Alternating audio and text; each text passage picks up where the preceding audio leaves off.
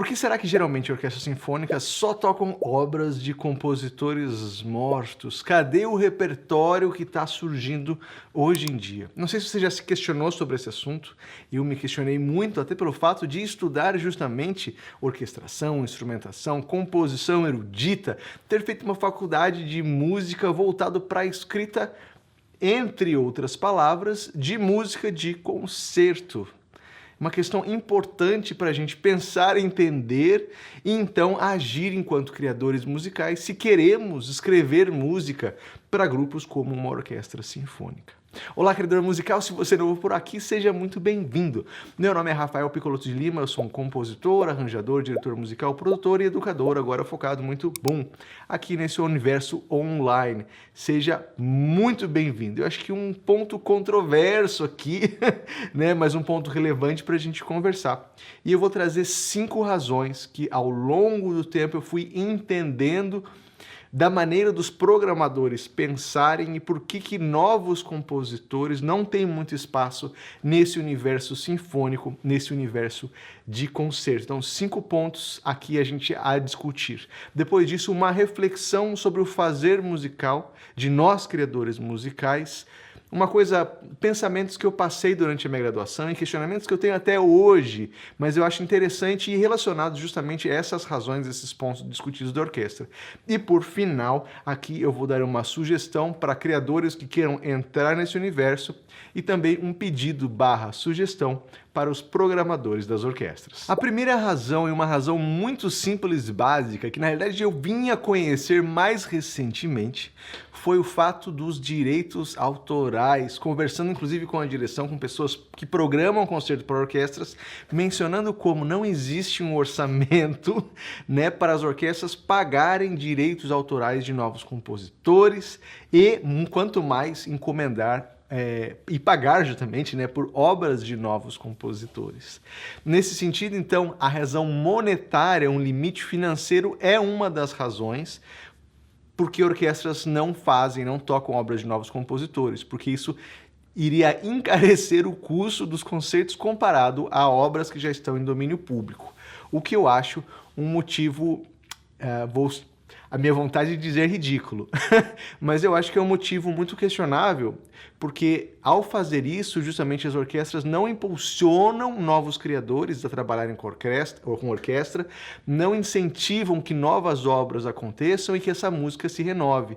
Então eu acho que é um pensamento muito pequeno, né? Até em termos de atração de público, de renovação, reinvenção da orquestra, se limitar justamente pelo que pagaria-se de direito autoral ou de encomenda de obras novas, e que na realidade são valores relativamente pequenos comparado ao orçamento e ao salário de todos os músicos que tocam e fazem parte de uma orquestra sinfônica. Uma das segundas razões é um motivo histórico que aconteceu ao longo do século XX, mais especificamente na primeira metade do século XX, foi um distanciamento entre compositores e o gosto do público.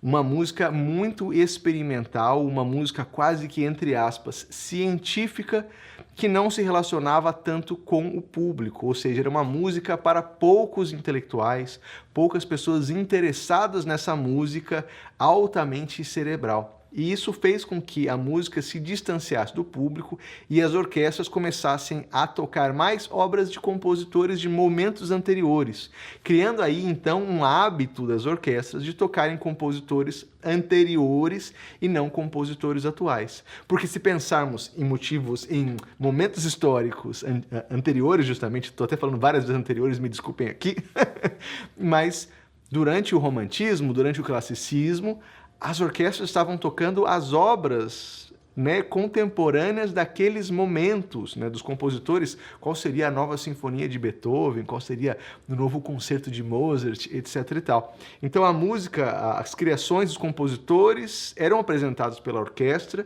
e eram recebidos pelo público naquele momento.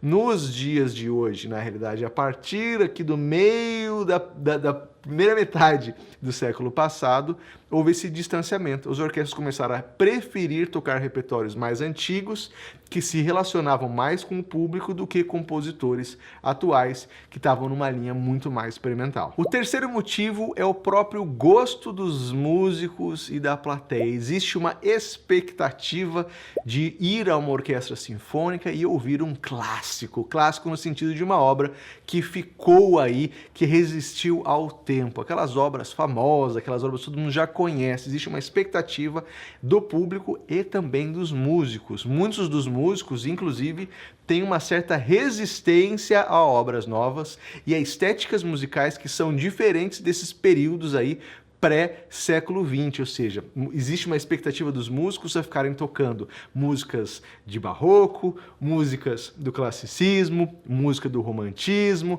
e outro romantismo tardio, impressionismo, mas não muito além disso. Essa escolha e essa expectativa estética pelo público e pelos músicos também é um limitante e coloca, assim, já é uma grande barreira para que orquestras, programadores de orquestra resolvam incluir novas obras no seu repertório. O quarto ponto aqui é uma segurança, na realidade, uma insegurança de programadores, diretores musicais. Inclusive, trago aqui uma citação de uma aula que eu lembro ter de musicologia durante o meu doutorado aqui nos Estados Unidos, dizendo que é muito mais fácil, é muito mais garantido, é muito menos risco apresentar obras consagradas. Ninguém vai questionar nenhum maestro que resolveu tocar Beethoven, Mahler, Brahms, Bach no seu repertório, porque isso já é esperado. Agora, em oposição, um maestro, um diretor musical que deseje incluir um jovem compositor, um compositor que ninguém conhece, alguém mais experimental, ou que escreva um outro gênero musical para o universo orquestral, é justamente motivo aí de possível questionamento. Então, aí um diretor musical, um curador, um maestro precisa ser alguém muito seguro de si e muito certo para escolher justamente ir na contramão do que se faz e de não tocar as mesmas músicas de sempre. Então, aqui é uma razão justamente de segurança dos programadores, né, e de fugir dessa defesa, vamos dizer, deste lugar comum, deste lugar de conforto que é sempre tocar as mesmas músicas, as músicas que outros compositores, que outras orquestras, outros programadores ao redor do mundo falaram, tá tudo ok, isso é bom mesmo, você pode tocar isso. Então aqui, nesse sentido, essa questão também muito relevante, que é um repertório em que o diretor musical, o curador, se sinta seguro. E o quinto ponto aqui é quase que uma crise de identidade da orquestra nos dias de hoje. A orquestra é muito mais associada a uma instituição museu que apresenta obras do passado, diferente de uma instituição, né, de um corpo musical artístico que aponta para o futuro. Então existe essa crise de identidade da orquestra, qual o papel dela na nossa sociedade, e também relacionada às outras produções musicais que acontecem na nossa sociedade contemporânea. Existem a todo momento novos cancionistas escrevendo canções, bandas dos mais diversos estilos, mesmo orquestras de jazz, big bands, têm essa tradição, estão sempre se reinventando e apresentando novos repertórios. A orquestra, eu sinto que, infelizmente, não deveria ser assim, mas infelizmente é uma instituição musical que tem uma certa crise de identidade com o momento de hoje. E isso se relaciona muito a esses pontos anteriores que eu falei, a expectativa do público de ouvir as mesmas coisas de sempre e uma insegurança dos curadores, dos maestros, em apresentarem algo novo que saia fora do que já é esperado e do que já é garantido. E como prometido também aqui um pouco de dilemas pessoais, meus, artísticos, que eu acho que muitos outros compositores também têm, que é relacionado justamente a esses pontos de achar a nossa voz enquanto artistas nesse universo orquestral. Que tipo de música escrever? Não me faz muito sentido eu escrever como Mozart, como Beethoven, como Mahler ou outros compositores históricos de outros períodos. Vale sim me inspirar e aprender com eles para criar minha música, mas replicar outros compositores de outros momentos históricos não é algo que faz muito sentido. Então aqui é um grande desafio também aos compositores, aos criadores musicais, encontrar uma voz dentro desse universo orquestral. E no meu caso, inclusive eu acho que é um caminho muito possível, inclusive me inspirando em compositores de outros períodos, é buscar as coisas que estão acontecendo culturalmente, até mesmo na música popular, do momento que vivemos e trazer isso para o universo orquestral, obviamente com uma roupagem, uma visão diferente do que é apresentado em outros contextos. Posso, inclusive, citar aqui, por exemplo, Stravinsky, uma das obras mais importantes do século XX, a Sagração da Primavera, usa como motivos melódicos canções folclóricas camponesas, mas tratadas de uma maneira totalmente diferente, transfigurada, né? Variada e criando uma nova obra. Eu acho que muito do caminho possível orquestral está neste próprio cerne, nessa própria ideia que eu mencionei aqui, que inclusive é o tema do meu doutorado que eu fiz aqui nos Estados Unidos, que é falando sobre a intersecção entre a música erudita e a música popular e que existe uma possibilidade aqui no meio. E concluo esse vídeo dando uma dica aqui a criadores musicais que queiram entrar nesse universo e não saibam como, assim como também dar uma sugestão aos curadores, aos diretores musicais de orquestras. Primeiro aqui, essa sugestão aos criadores musicais.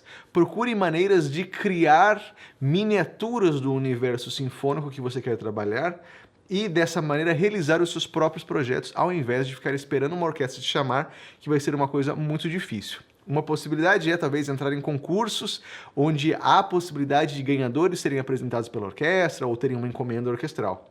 Mas fora desse contexto de concursos ou de encomendas, que para quem está começando praticamente não acontece, a possibilidade de escrever para grupos de câmara, grupos menores, e então desenvolver a sua linguagem enquanto criador musical, mostrar a sua capacidade em escrever para os instrumentos que se encontram nesse universo orquestral, mostrar a sua originalidade para então ganhar essas possíveis e bem pouquinhas oportunidades que aparecem no universo sinfônico para novos compositores.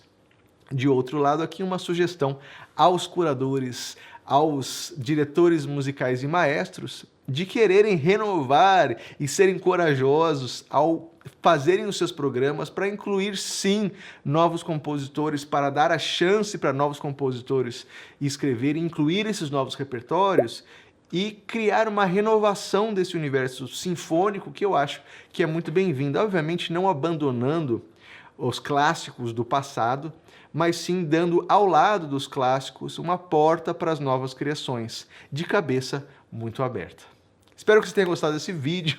É parte de uma série desses vídeos nesse formato vertical, que depois viram um blog, depois viram um vídeo mais completo no YouTube. Você que acompanha o canal provavelmente já sabe disso tudo. Convido você a assistir outros vídeos, comentar se eu fiz você pensar em alguma coisa em relação a esse vídeo e a gente se vê no próximo vídeo. Até mais!